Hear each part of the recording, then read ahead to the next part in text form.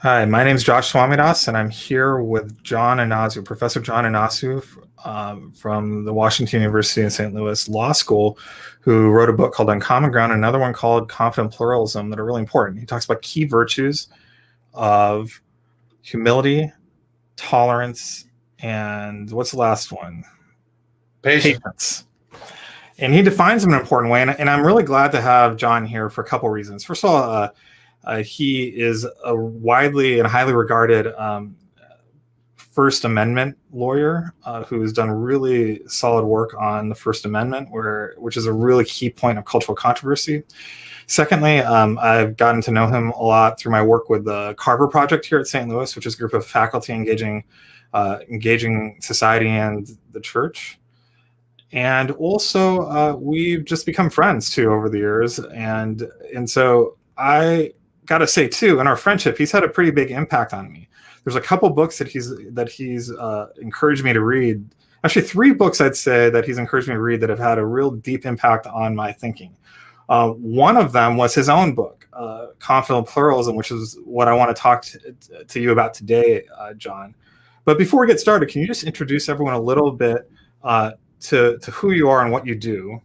And then we'll kind of dive into some of these questions about what these values are. Sure, Josh, and thanks for having me. I'm curious, though, before I go on, what were the other two books that were significant? Do you remember? Oh, well, James Davison Hunter, To Change the World, I thought was really profound. And I think it was really helpful because I read it with Victoria, my wife. Mm-hmm. And that gave her a lot of insight into what I was doing with my life and it's also given me a lot of insight into how to focus and emphasize things. That's one thing. The other one was Henley Newbegin's Proper Confidence. Oh, Leslie Newbegin, right? Exactly. Yeah. Oh, did I say? What did I say? Did I say not? That's Leslie Newbegin. Newbegin's Proper Confidence. No, I can see exactly why that, especially, is an important book for the work you're doing and for the audiences with whom you're engaging. So that makes total sense to me. Maybe we'll come back and have you come back and talk about those sometime. But sure, yeah, happy to. Thanks for having me. It's great to be with you. And as you mentioned, I've really appreciated being in lots of different collaborations with you, both locally here and around the country. So it's fun to get together and talk through some of these ideas. So as you mentioned, I teach in the law school and then also in the John C. Danforth Center on Religion and Politics here at WashU. So my teaching load is split half law students and half undergraduates, largely around themes of law and religion and the First Amendment and those sorts of things. And then I write on these questions of pluralism and difference and how do we get along with people who disagree with us or see the world quite differently than we do. And I come at that both as a legal scholar and then also in sort of a civic education framework, how as citizens do and should we engage across differences. And so that's a lot of what was behind that book, Confident Pluralism, that you mentioned. Yeah, so there's a lot. Actually, we're very different. I mean, I'm a physician and a scientist, and you're a lawyer. But in some ways, there's a lot that we just connected on too. At least I've connected with you on. I mean, you're writing op-eds out there, and you're also traveling the country. There's like a Muslim scholar that you're connected to, right? And you do these co-events with. Is that right? Yeah, so my friend Ibu Patel, who runs the Interfaith Youth Corps out of Chicago, and he and I have co-taught a class here at WashU on pluralism, religion in the university, and we've spoken together at different events, but he's become a good friend, and we've plenty that we disagree on, but a whole lot that we have in common too, and it's been a fun friendship to pursue. Yeah, and so like another way you put it, to put it really simply, is what you really care about. How do you actually help people be nice to one another and in this crazy, really divided cultural context we're in? Is that really possible? How do we actually think about that, even though we come from very different starting points? Is that right? Yeah, for sure. And I'm glad you put it that way too, because in some ways, a lot of my academic work is taking pretty nuanced theories and research around the First Amendment and trying to explain them to general audiences. But the other part of it is just, as you said, what did we learn in kindergarten about being nice to each other and about questioning some of our own assumptions and about being kind and compassionate and empathetic? And that piece of it, which in some ways is not rocket science, but it's also very hard for people to internalize and embody. So you're right to name that as kind of an explicit goal of what I'm trying to do. Yeah, and you call it confident pluralism. So now a lot of Christian readers, like, that's a big red flag. They're like, They're thinking to themselves, wait a minute, pluralism is bad. That's not good. What's your response to that? Like, why that seems like a pretty dangerous thing to call your book Confident Pluralism. Well, I'm actually happy if people have even a negative reaction, insofar as a lot of people don't even know what pluralism means. So what do you mean by that? The bad reaction is better than no reaction. But I think, and you're right to point to the ambiguity, because but by pluralism, I mean really two things. One, a descriptive fact about the world. We have deep and irresolvable differences about things that matter a lot, things that are really important, and those differences aren't going away. So that's the fact of pluralism in the world. And then the second, like it or not, we disagree with another. I mean, you might think it's a bad idea, but we really disagree with each other on fundamental things. So that is descriptive pluralism. Yeah, exactly. It's a descriptive, not a normative point. It's not going away. And there are versions and theories of pluralism that would then go on to say, and that's a really great thing. All this difference is wonderful. And so for me as a Christian, I would say, no, some difference is great. It's great that you and I might like different music or ice cream flavors, and it's great that the world is in many ways diverse and varied, but some differences are not great at all. I mean, I don't believe that it's a great thing that I believe in God and my neighbor doesn't. I mean, I much prefer that he also believes in God. So for Christians, pluralism can never become relativism, and it's bounded by naming, again, relativism is the idea like, well, it's true for you, but not for me. It's true for me, not for you. So you're not going there. Right, exactly. Yeah, nor is it really kind of closely related to relativism in some philosophical circles. Versions of pragmatism that kind of suggest we're just kind of making it up in a best fit reality. And again, Christians would affirm, no, there's a truth, a fundamental truth to the created order that's not just people making it up. So it is important to name these descriptive realities. But, and here's part two of this, don't be afraid of them. I mean, it's a fact of the world that we live in this diverse and differing society over things that really matter, but we're still kind of here for a reason and to be part of that difference. Yeah, so we got actually our mission echoes language from your book. We talk about how peaceful science is a civic practice of science, trying to make space for differences, even as we maintain our own beliefs and practices. That's how we say it. How did you say it? Say that again. I just want to make sure I got that. I said that peaceful science is a civic practice of science, making space for differences, even as we maintain our own beliefs and practices.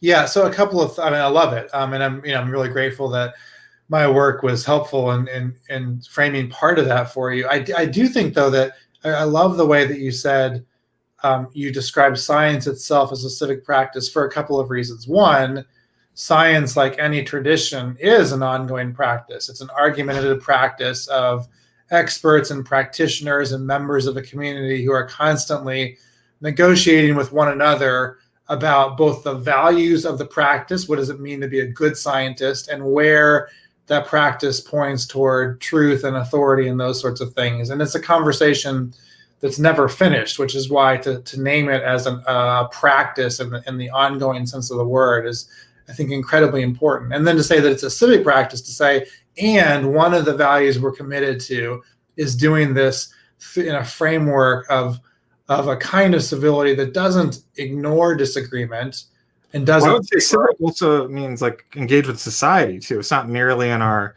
academic enclaves. It's yeah, for sure. Yeah, so maybe there's double meaning there too, for sure. But even in engaging, you are. This is what Alistair McIntyre would call an argument across differing traditions, right?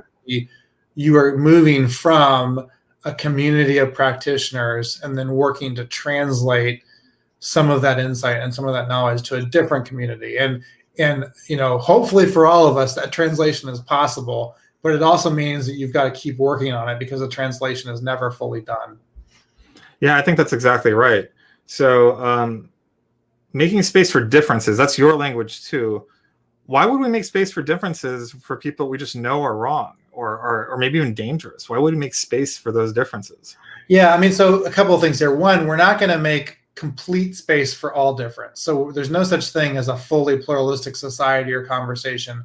We're all going to draw lines at some point. We're not going to say, hey, Nazis, come to the table and talk about your views too. So we draw functional lines. But within those lines, and I think actually those are pretty broad lines, within those lines, we might start by knowing that we're fallible thinkers, that we don't always have all of facts and all of truth. Or science doesn't give you the whole story even. For sure. Yeah, that's right. Yeah. And especially, on the fact value distinction, science can give you certain insights and descriptions. It can't give you the normative answers to value laden questions. So it can set up really important and really interesting inquiries, but it's not going to answer all of those inquiries.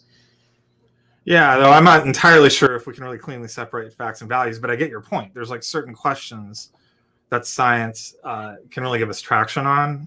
They tend to be really focused and rigorous and concrete. But then there's a whole range of questions that are really important that it doesn't give us an answer. And if we start thinking that it gives us an answer, it could do a lot of harm even, and certainly create a lot of confusion. Mm-hmm. Yeah, that's right. Yeah, there's a kind of epistemic humility to any professional or expert discipline that would say, the best experts are the ones who know the limits of what they know, and the worst are the ones who think they can talk about anything. Yeah, I think that's exactly right. In my work, I've really just striven to be truthful about what science really is telling us, but also really delimit what it's not telling us. Really make clear where the limits of our knowledge is and what it really demands of us and what it doesn't. And I think that's been in some contexts, it's been a little bit new and fresh for people. And it's actually, I think, what really good scientists do in our academic work. We're just trying to delimit, like, this is what we know from the data, this is what we don't know. And we don't want to overstate it. And just bringing that into how we engage with the public is something that hasn't always happened. And I think that's something we really care about at Peaceful Science.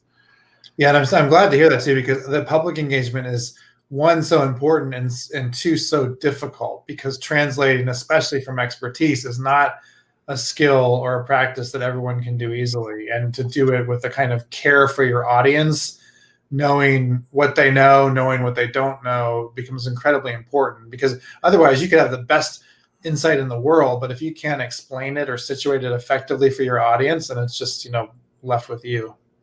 Yeah, I think that's exactly right. So then tell us now about how so why'd you pick values, first of all? I think that's a very interesting way to do it. Or you call them aspirations, or what do you mean by these three things? And then what are they supposed to do?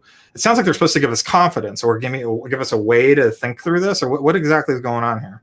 Well, yeah. So first of all, to me, the naming of them definitely matters. So I do call them aspirations and not virtues, for example, or values. And I call them aspirations because you can really aspire to anything, whereas something like a virtue needs to be cultivated within a practice in a healthy institution. And as I was writing that book, I just wasn't, when we talk about the aspirations of humility, patience, and tolerance, it wasn't clear to me that we have widespread institutions capable of instilling those. I see. So we actually do call them virtues, but maybe does it make sense in the context we're thinking about? Because we want to be an institution that cultivates and grows that in our context, so that there's scientists that really have had those virtues nurtured and instilled. Yeah, I mean, you could definitely call them aspirational virtues. Whether they're virtues or not would depend upon whether you have functional communities that actually practice and habituate people into those virtues,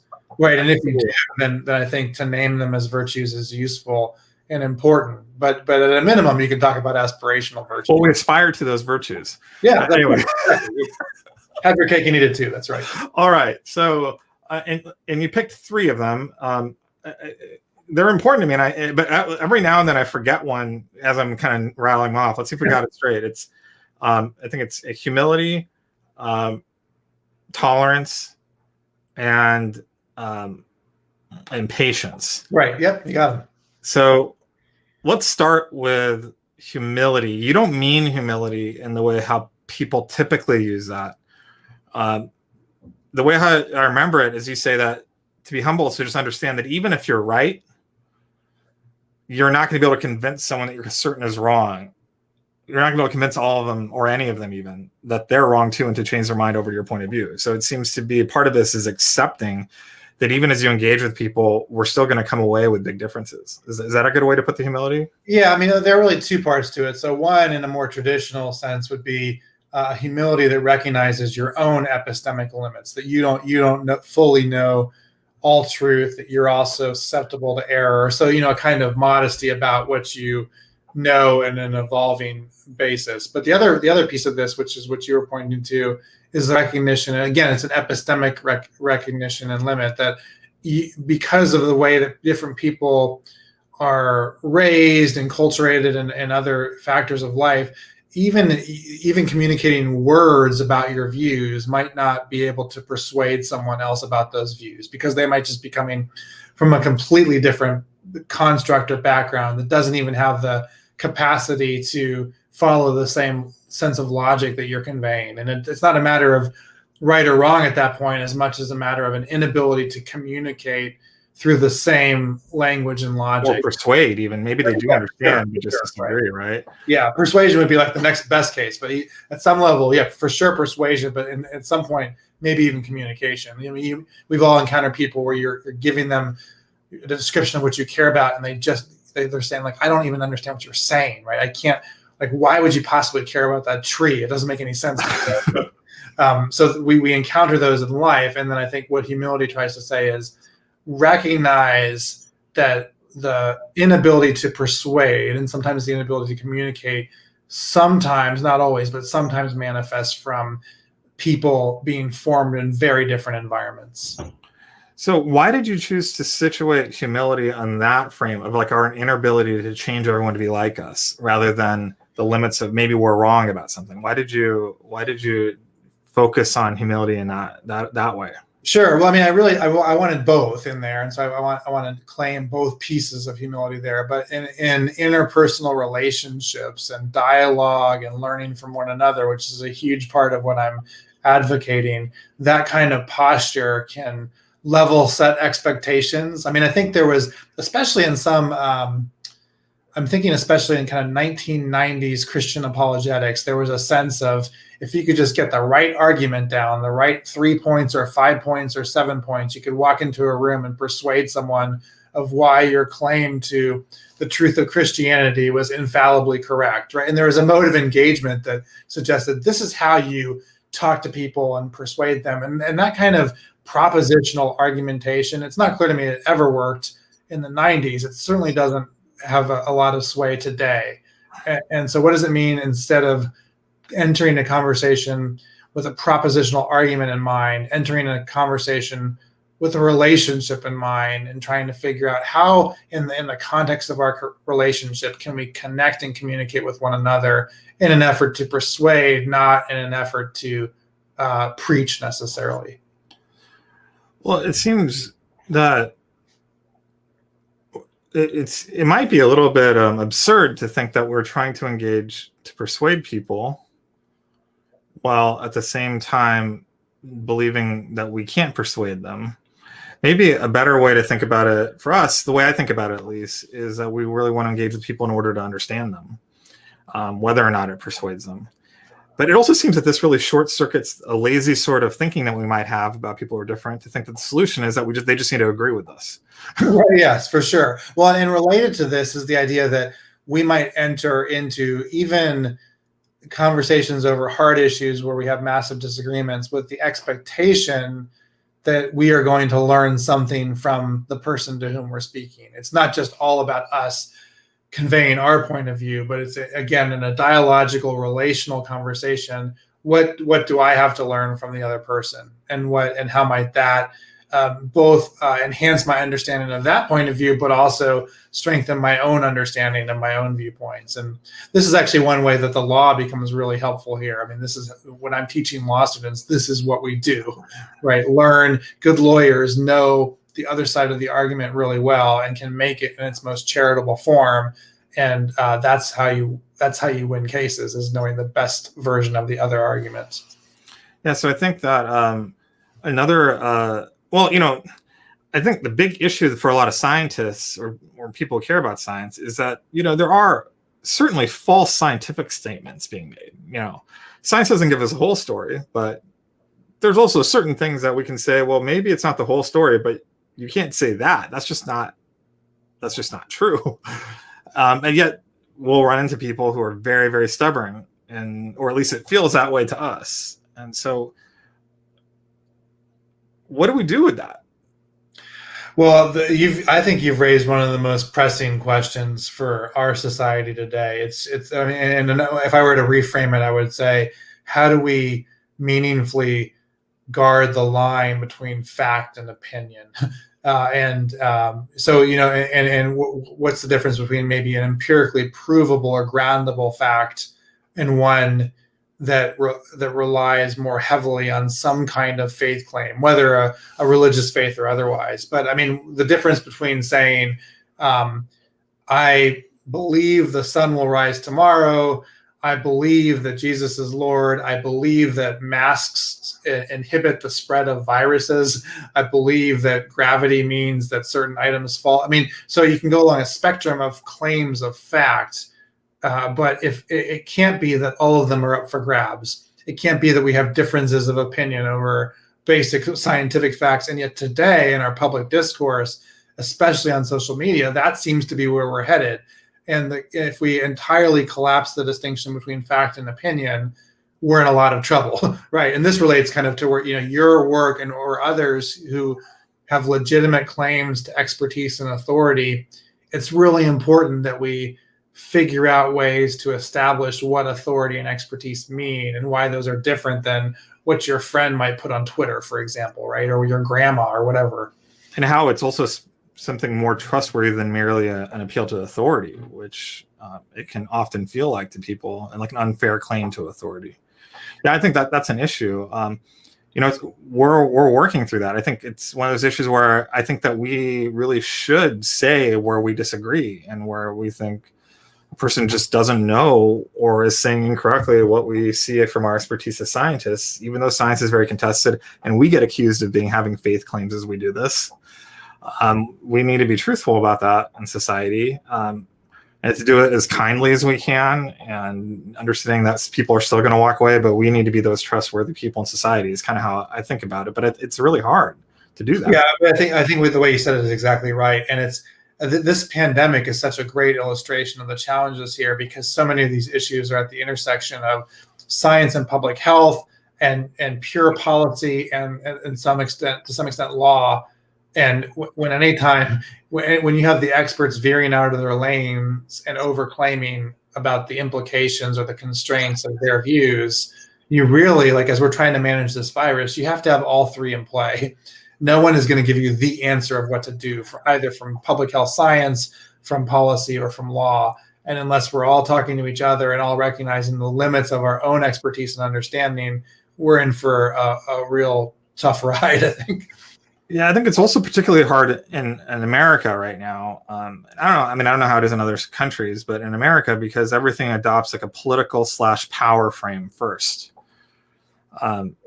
That's the dominant frame. So whatever you say, it's going to be deconstructed along political lines and power in political context, which is not actually how science really works.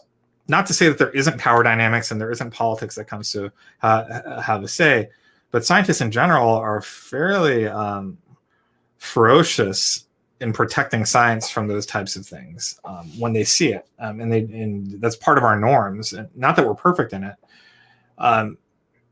So there's definitely I would say a big framing gap, I would say, between how scientists think about science and engage with it and think about it, and how they frame it versus how it gets framed when it goes out into the public. Does that make any sense? Yeah, no, it does. I mean, but and one of the challenges is that all of us are stuck with certain public mediators that already have platforms and influence. And Sure. the degree that they are careful or not, that is how public audiences will view the representatives of our respective expertise. It's a real problem, right? When people veer into opinions or play loose with implications or that sort of thing. So yeah, I think it's important to platform the right voices who will be careful in their claims. Yeah. Okay, so that's what we. Wait a second. What were we talking about now? We went over humility. So now let's talk about tolerance.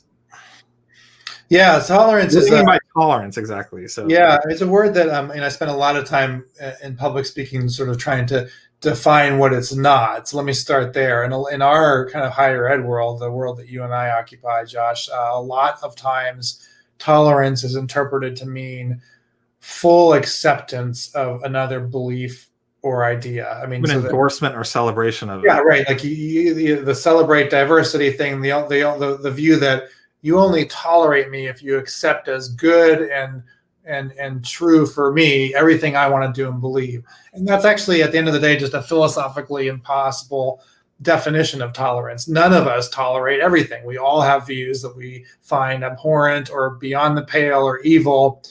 So we don't actually in practice tolerate everything and every belief. We all draw lines. And so the version of tolerance that I'm trying to advocate for, much closer to the original understanding of the term, would be something closer to endurance. Do we look to a person rather Wait a than... minute, isn't it the more the patience thing, or is that something else? Well, no, endurance is more tied to tolerance, although Yeah.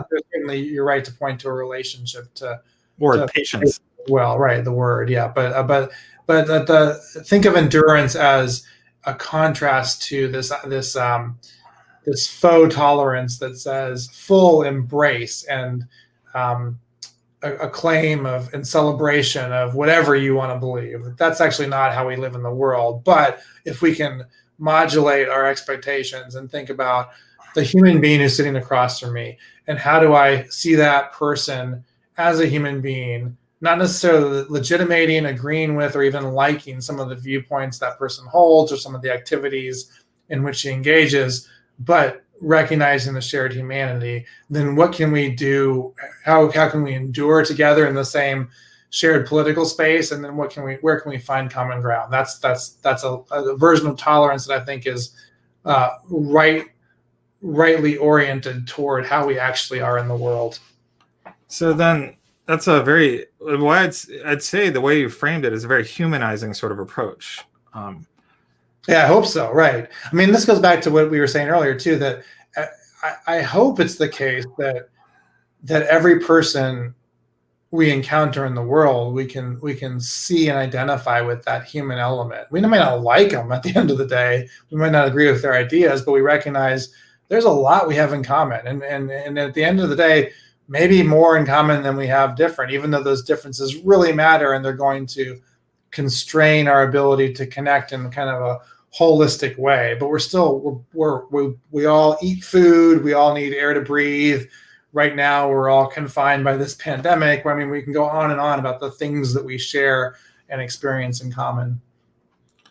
Yeah. So I think, one way how we've talked about that in science is how this is surprising for a lot of non-scientists is that, well, I mean, you probably understand too in a law school, it's probably similar, but in the way in science is when you apply for a job, no one actually asks you what your personal beliefs are.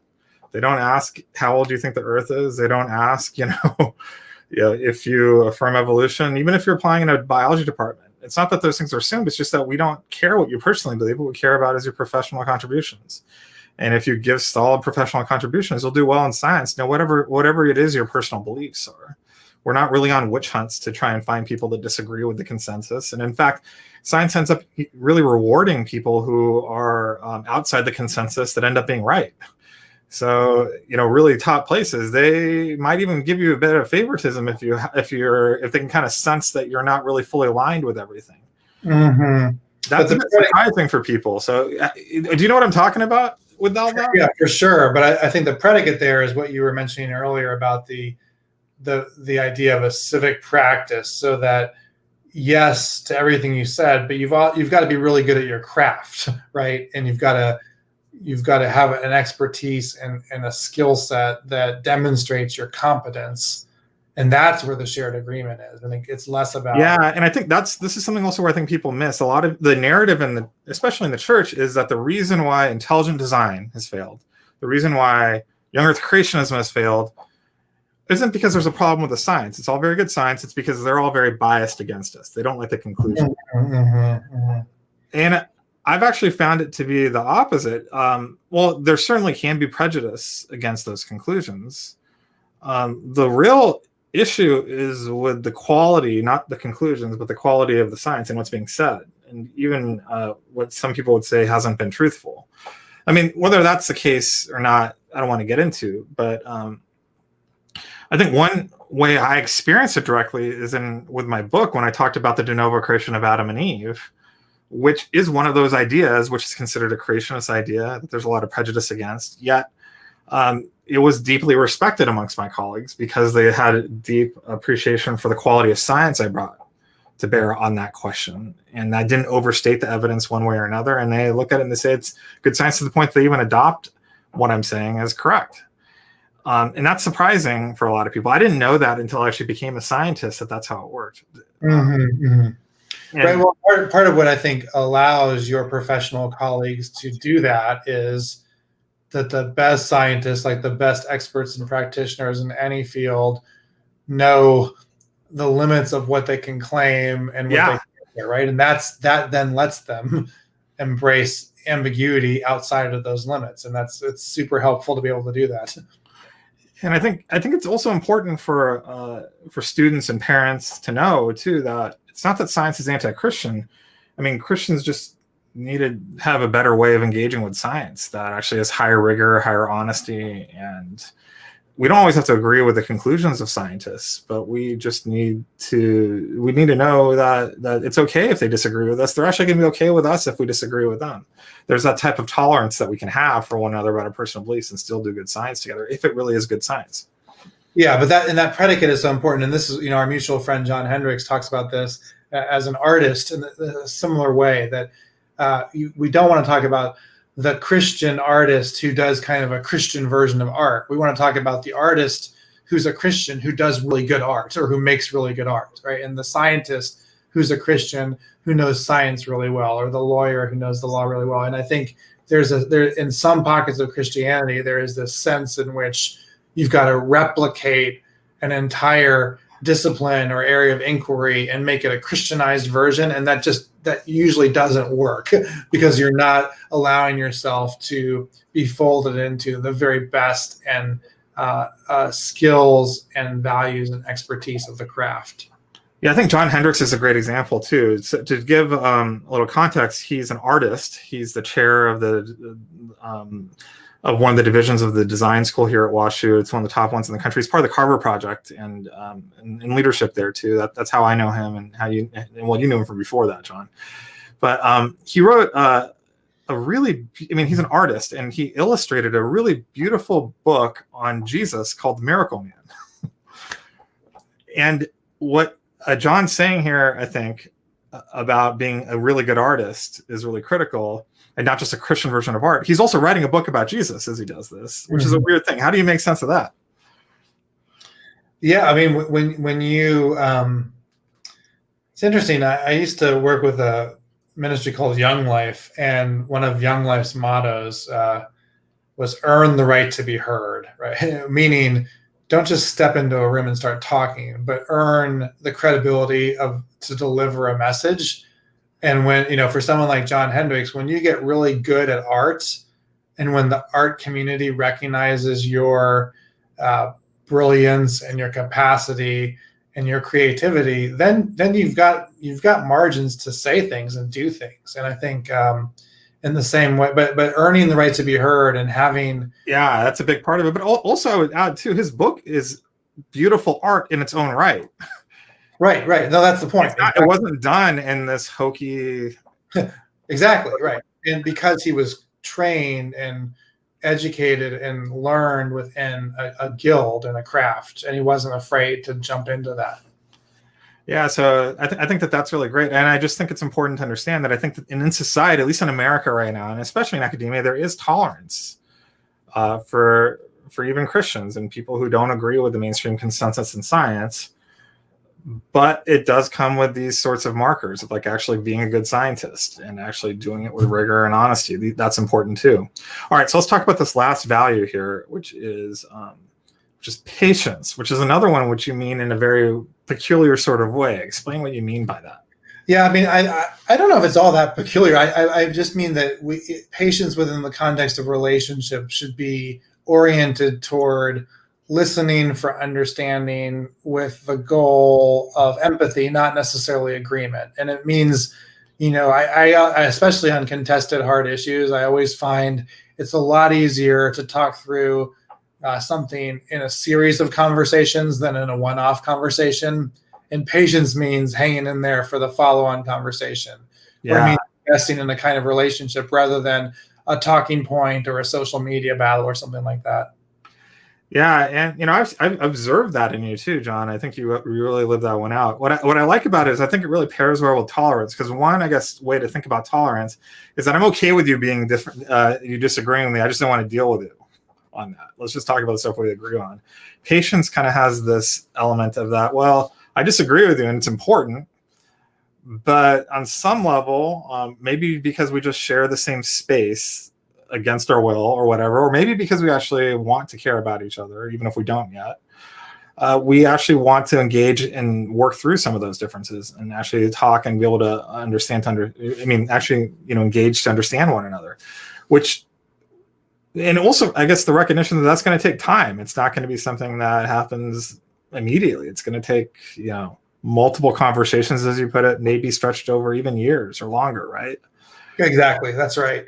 Well, and then the other point too is, so with humility, patience, and tolerance, I call these civic aspirations, meaning that they are available and understandable to anyone, regardless of viewpoint or faith or ideology. But when speaking specifically to Christians, I think it's important to recognize that we up the ante a little bit, because Jesus doesn't say tolerate your enemy, right? He says love. He doesn't say tolerate your neighbor. He says love your neighbor. And so the challenge, not just to you're right to name tolerance and patience as this kind of progressive effort toward relationship, but when the ultimate value and motivation is Christian love, then that makes it an even more significant challenge and opportunity, I think.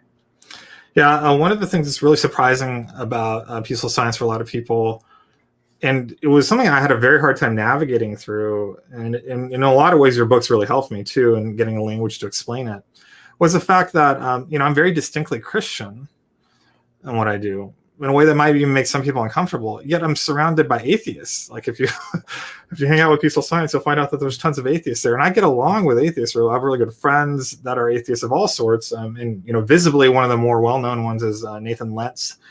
I just sort of op-ed that came out recently, like about a week or so ago, and the Post-Dispatch and other places. And we're doing things together, and we disagree on things. And obviously I'm a Christian.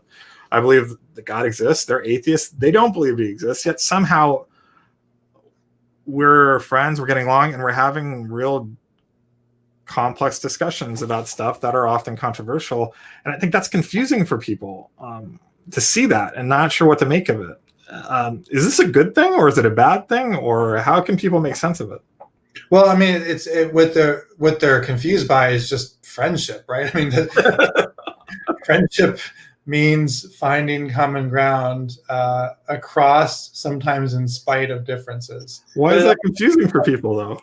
It is. No, it can be, for sure. I mean, but it's a great illustration. We need more of those, I think, illustrations, especially in public life, to say, yeah, we're genuinely friends, and we've connected on a whole lot of common ground, and probably in most cases we've connected on what we have in common well before we don't start a friendship by naming everything we disagree about the most, right? We figure out we both care about science, we both care about writing, we both care about coherence, go on and on. Maybe there are foods you like, and then you're demonstrating a friendship. And then yes, those massive differences that remain are incredibly important, and it's those differences that will call people's attention to a friendship.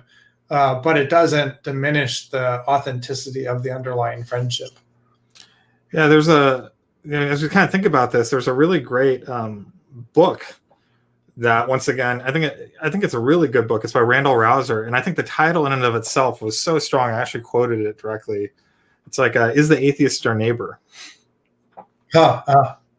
And that so much of the rhetoric, especially in the church, can be, well, no, the atheist is not our neighbor. They're the enemy. They're the ones that are farthest from God, therefore the farthest from the church, the ones you must be scared of, and so on and so forth. I think the question of, like, is the atheist our neighbor, is a really important one for those of us that are engaging with science. Most scientists are not not Christians. And as you get up into the higher echelons, especially biology, most of them are atheists. And are they the enemy, or are they our neighbors? And are we supposed to love them or not? And I think that even the anti-religious atheists like Jerry Coyne and Richard Dawkins, they are our neighbor. They're in the same society as us, and we have to find ways to love them, even if we really disagree with them. Yeah, no, that's exactly right. And I think for a lot of Christians that struggle with loving the neighbor who is the atheist, or who, fill in the blank, part of that struggle is rooted in fear and anxiety.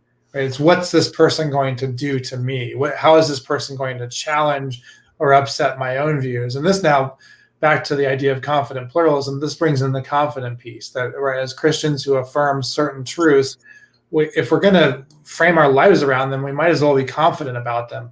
And with confidence, again, not arrogance or certainty, but with confidence, we can engage with difference and invite questions and invite skepticism and invite arguments, and not out of fear and anxiety, but out of a desire to learn, but a confidence that we're motivated by something larger than we are. And I find, and I know that you do too, in talking with certain audiences, that when you butt up against that fear and anxiety that says, wait a minute, if what you're saying is true, then my entire view of scripture or creation or faith or whatever it is, my entire view becomes compromised, and that's too scary of a proposition, so I'm not going to have the conversation with you. That is not a confidence in one's own faith, right? That is a fear and anxiety about engaging with critique. Well, to make it more clear, this is actually where I think Newbegin's proper confidence is really helpful from a Christian point of view, about really clarifying what is that place we're supposed to look for confidence. And he really points to the resurrection, and he talks to conservative Christians on one hand, and really points out that the core of it is really whether or not Jesus rose from the dead. And then he also points to liberal Christians and says, well, the core of it is that as well, and really kind of, I think, really helps reshape things around that aspect of the gospel, or really the gospel, right? And in a way, how I put it is that, I think science really is an epistemological challenge to faith. That's why students struggle with it. That's why parents struggle with it. That's why scientists themselves personally struggle with it, because you wonder, if science is really what it is, how can all this other stuff be true too, or instead? And where are we going to get our confidence from? And I think what I found as a Christian who's in science is that my confidence comes from the recognition that Jesus really rose from the dead. That's why I believe that it's true. It's not because evolution is false or true. Whether or not evolution is true or false, Jesus really rose from the dead. Right. Yeah. And I think, science is not alone in the potential challenges to epistemic faith claims. So think about English literature, right? In the way that it might ask you to engage with interpretive ambiguity around a text. That's also in some ways a threat to certain epistemic views. And so this is one reason I think that a lot of Christians become suspicious of higher education, that there are all these disciplines that potentially can cause challenges through their critiques and through their methodologies. And again, to embrace them with confidence and with hope in what we believe, I think it only makes us stronger. But if we respond instead in a kind of fear and anxiety, then it does become this enemy that we're trying to avoid. Yeah. So I think that really hits it on the head. So I think that we can have a confidence as Christians as we enter it. Now, I think other people can have confidence too. It's going to derive in different ways, but maybe the commonality is engaging in a pluralistic society across disagreements can really start clarifying what really is and isn't important. Yeah, no, I like that. And this is back to kind of our role in higher education and the university. Of all places in society, we who are kind of privileged to sit around and think about these ideas and ask these questions in environments where people are different than us, we've got to be modeling that well, right? If not here, then where? Yeah. And so how do we cultivate internal to this particular ecosystem that kind of questioning and that kind of engagement? And I hope that, this is a lot of why you and I do what we do, right? I hope that Christians will be part of that, leading the way, engaged in a non-fearful but hopeful ability to pursue knowledge and inquiry with excellence and understanding. I think that's really great. So we're getting towards the end of our time. You wrote a second book. It was actually a jointly written book with Tim Keller called Uncommon Ground. And also Lecrae wrote a chapter for it too. You had several people who were trying to really put these ideas into practice.